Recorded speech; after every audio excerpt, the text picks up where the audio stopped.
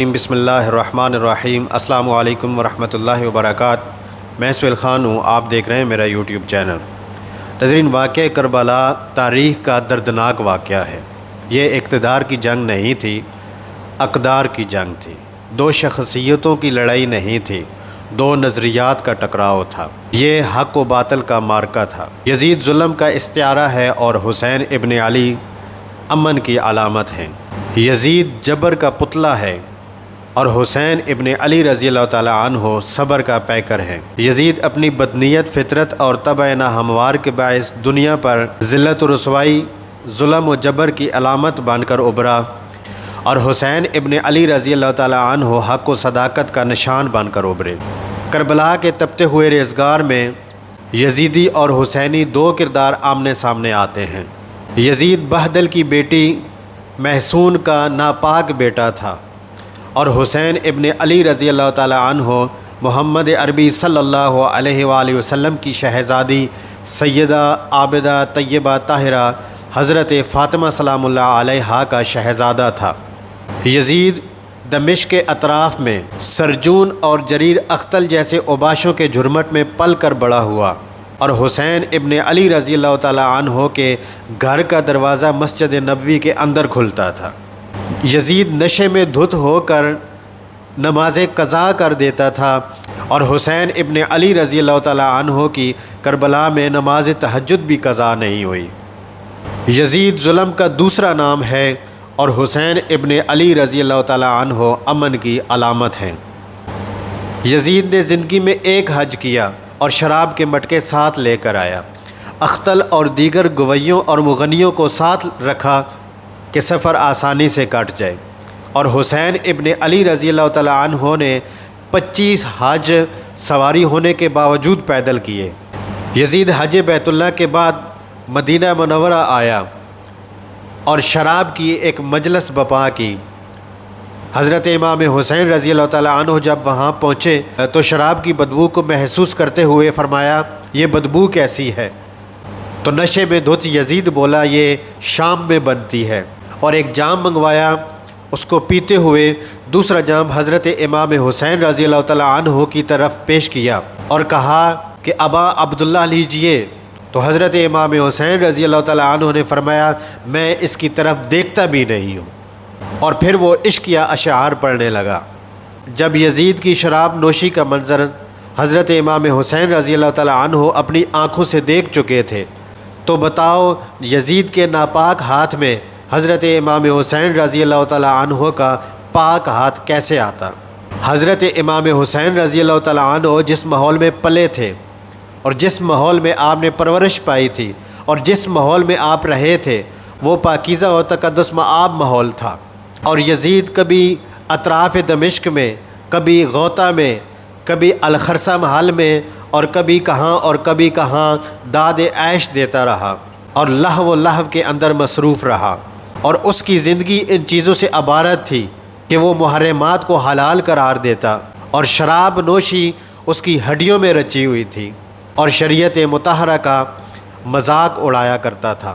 اور حسین ابن علی رضی اللہ تعالیٰ عنہ کی دوستیاں جن لوگوں سے تھیں، وہ حضرت عبداللہ ابن عباس تھے، حضرت عبداللہ ابن عمر تھے، حضرت عبد الرحمن بن ابو بکر رضی اللہ تعالیٰ عنہ تھے۔ یزید تو جوا کھیلتا رہا، یزید تو قمار بازی کرتا رہا، یزید تو شراب نوشی کرتا رہا، اور حضرت امام حسین رضی اللہ تعالیٰ عنہ مسجد نبوی میں کریم آقا صلی اللہ علیہ وآلہ وسلم کے پہلوؤں میں بیٹھتے رہے۔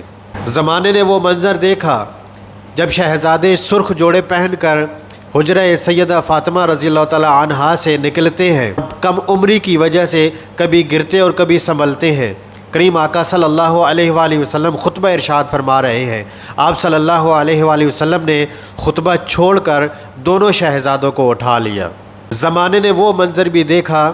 حضرت عبداللہ بن شداد رضی اللہ تعالیٰ عنہ کہتے ہیں کہ حضور صلی اللہ علیہ وآلہ وسلم سجدے میں تھے، اور سجدہ اتنا طویل ہو گیا کہ ہمیں لگا یا تو وحی کا نزول ہو رہا ہے اور یا اللہ تعالیٰ کا حکم آ گیا ہے۔ نبی پاک صلی اللہ علیہ وآلہ وسلم کی روح مبارک قبض کر لی گئی ہے۔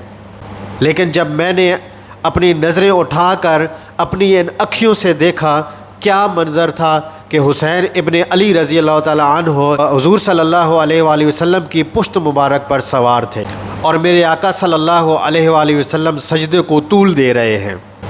اللہ اکبر! حسین ابن علی رضی اللہ تعالیٰ عنہ کے لیے پیغمبر کے سجدوں کو طول دیا جا رہا ہے۔ حسین ابن علی رضی اللہ تعالیٰ عنہ کبھی ممبر پہ حضور صلی اللہ علیہ وآلہ وسلم کے اطراف بیٹھتے ہیں۔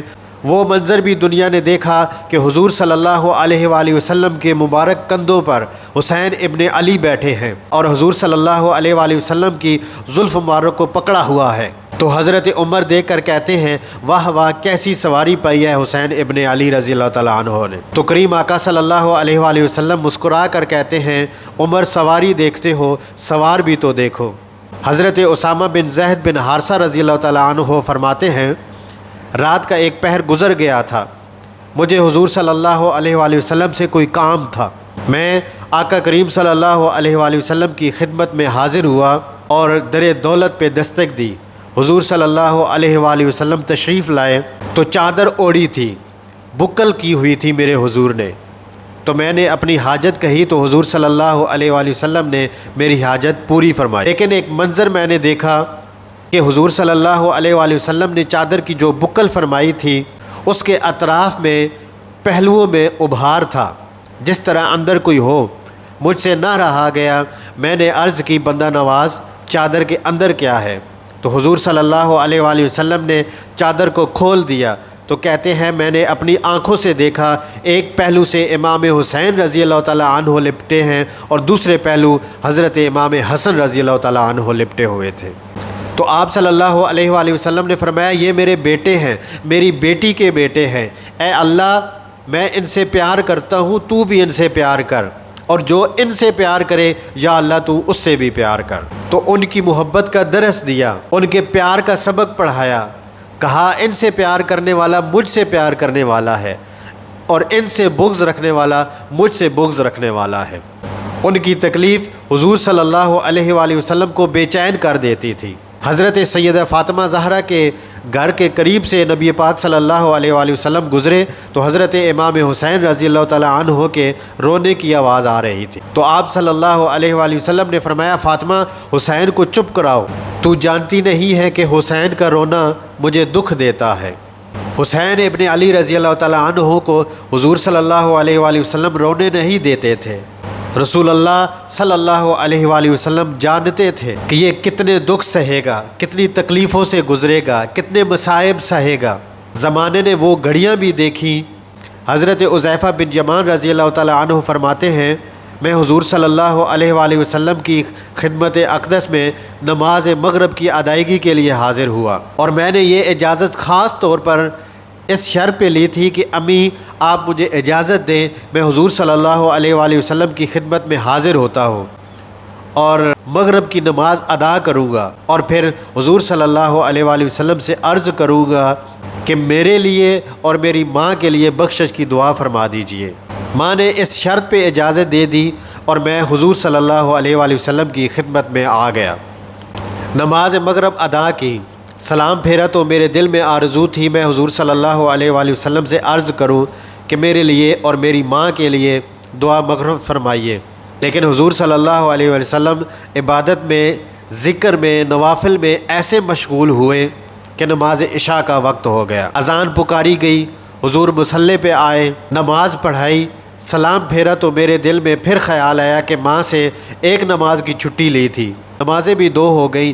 ماں نے جاتے ہی پوچھنا ہے حضور صلی اللہ علیہ وآلہ وسلم سے مغفرت کی، بخشش کی دعا کروائی تھی تو کیا جواب دوں گا؟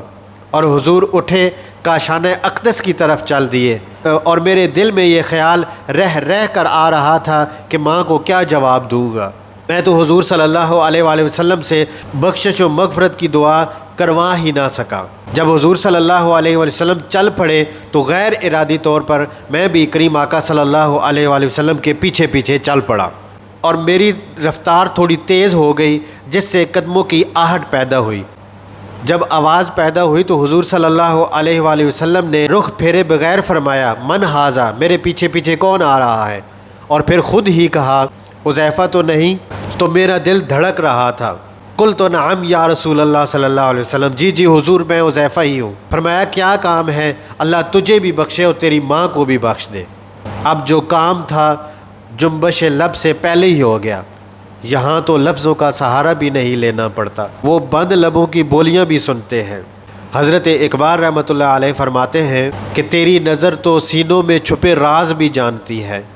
میرے حضور صلی اللہ علیہ وآلہ وسلم نے ارشاد فرمایا، حذیفہ سنو، ابھی ابھی ایک فرشتہ میرے پاس آیا ہے جو اس سے قبل کبھی دھرتی پہ نہیں آیا تھا۔ آج پہلی مرتبہ اللہ سے اجازت لے کے 2 کام کرنے آیا ہے، ایک تو مجھے سلام کرنے آیا ہے اور دوسرا خوشخبری دینے آیا ہے، آپ کی بیٹی سیدہ فاطمہ جنتی عورتوں کی سردار ہیں اور حسن و حسین جنتی نوجوانوں کے سردار ہیں۔